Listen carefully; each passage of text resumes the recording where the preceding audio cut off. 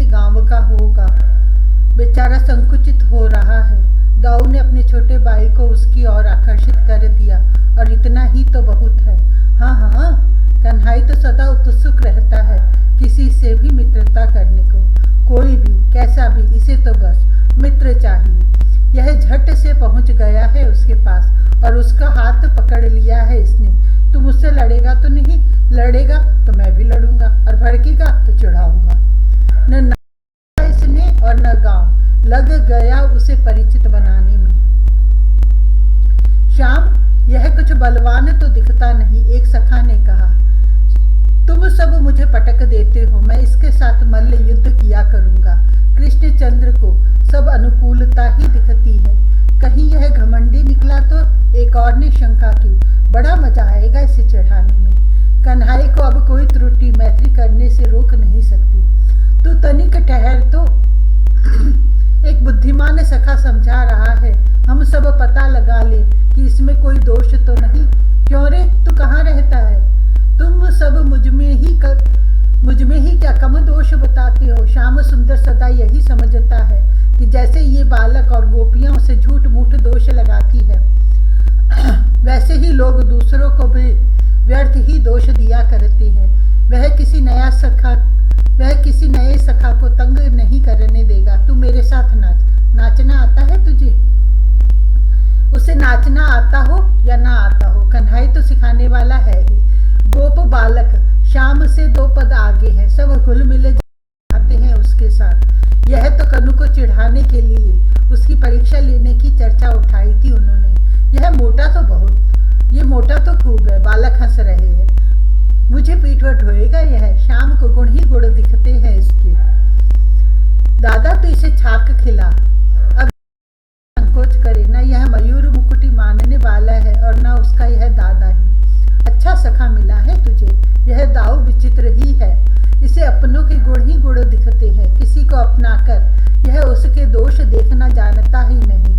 और उसका यह अनुज, यह तो दोषों को भी गुण देखता है। उन दोषों को भी अपने आनंद का साधन मानता है। इसकी यह रीझ, किंतु यह तो स्वयं ही रीझ है।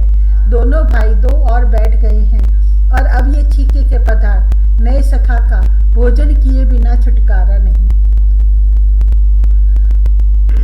दीन बंधु, दादा यह कौन है? गोचारण से लौटते ही श्याम की दृष्टि मार्ग में खड़े एक भिक्षुक पर पड़ गई और अब गायों को गोष्ठ में पहुंचाना भूल गया। यह कोई भिक्षुक आज इस भाग्यहीन के जन्म जन्मांतर के सारे पुण्य एक साथ जग गए हैं। आज यह नंदगांव आया है, अभी ही आया है। यहाँ अभी किसी द्वार पर पुकार तक नहीं सका है। एक अद्भुत स्वर कानों में पड़ा और मार्ग में मूर्ति सा खड़ा रह गया। कौन है इस अमृत ध्वनि का विस्तार करने वाला? और जब वह अधरों पर मुरली धरे चिर चपल गायों के पीछे सखाओं से घिरा अग्रज के साथ झूमता सा आता दिखाई पड़ा। भिक्षुक जैसे भूल गया है कि वह कौन है और कहाँ है। मैली फटी कटी में कछनी, कंधे पर एक चिथड़ा, हाथ में एक टेढ़ी मेढ़ी लठिया। शरीर की नस नस दिख रही है। हड्डी हड्डी गिनी जा सकती है इसकी। इतना दुर्बल भी मनुष्य होता है। श्याम इसे देखते ही चौंक गया है। तू कौन है? दाऊ पास आकर हाथ पकड़कर झकझोर कर पूछ रहा है। बोलता क्यों नहीं? यह तो रो रहा है, रोता ही जा रहा है। किसने मारा है तुझे? तू रो मत, दादा उसे मारेगा। श्याम सुंदर अपने पटुके से आंसू पोंछ रहा है उसकी। तेरी मैया कहाँ है? दाऊ को एक विचित्र बात सूझी है। यह अपने घर से भाग आया होगा।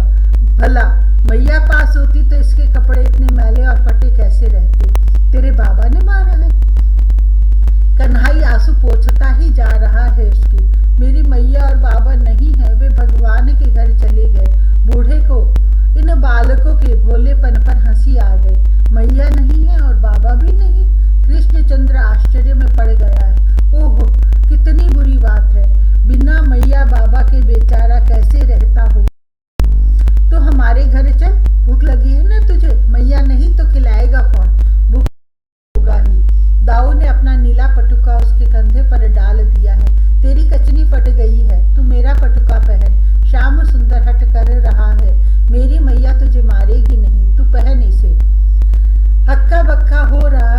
भिक्षुक और ये ब्रजराज आ रहे हैं। ये भिक्षुक से राम श्याम की बात मान लेने का अनुरोध कर रहे हैं और ये दोनों भाई उसे पकड़कर खींचे लिए जा रहे हैं घर की ओर।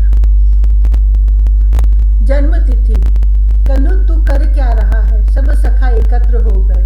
गायें गोष्ठ से निकलकर द्वार पर हुंकार करने लगी और अभी यह कृष्णचंद्र चलता क्यों नहीं दिखता? मैया ने तो आज शीघ्र इसे छुट्टी कर दी खिला पिलाकर, फिर यह इस घर से उस घर में दौड़ धूप क्या कर रहा है? दादा आज जन्म तिथि है ना? यहाँ नित्य ही किसी न किसी की जन्म तिथि रहती है।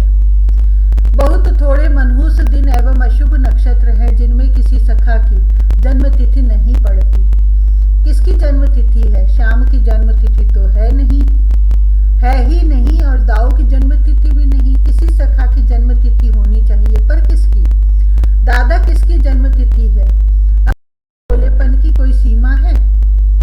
स्वयं जन्म तिथि मनाने का उद्योग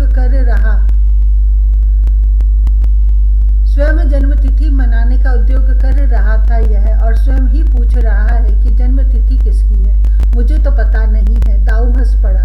दाम तेरी जन्म तिथि नहीं है? और अब श्री दामा ने अस्वीकार कर दिया तो भद्र तेरी। दादा बता ना किसकी जन्म तिथि है? यह कैसा दादा है कि कन्हाई को जन्म तिथि नहीं बताता? श्याम जब बड़े सवेरे से संभार में लगा है तब किसी न किसी की जन्म तिथि तो होनी चाहिए।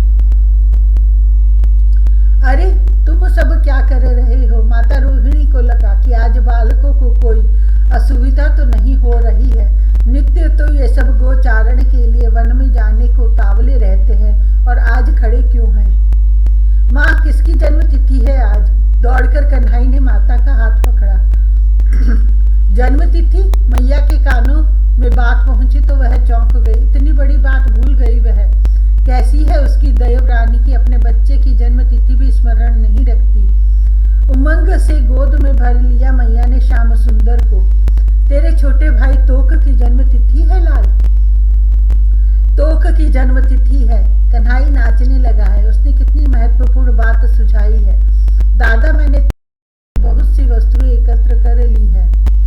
तोक की जन्म तिथि है, उसे आज उपहार देना है। श्याम सुंदर ने ढेरों वस्त्र आभूषण खिलौने और पता नहीं क्या क्या एकत्र कर रखे हैं। बड़े सवेरे से वह इसी आयोजन में लगा था। अपने बड़े भाई का हाथ पकड़कर वह अपनी एकत्र वस्तुओं की राशि बड़े उत्साह से दिखा रहा है।